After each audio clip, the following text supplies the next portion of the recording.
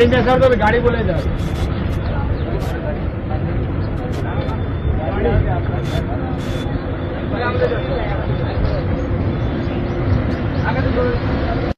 પોલીસે પાઠ ભણાવ્યા બાદ તેઓ લંગડાથી ચાલતા નજરે પડી ગયા છે।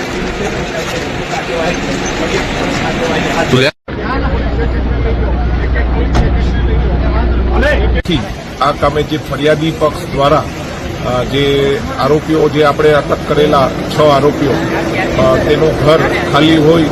અને બીજા કોઈ હોય નહીં તેનો લાભ લઈ અને આ જે 12 આરોપીઓ દ્વારા તેના ઘરને આગજની કરેલી। આ કામે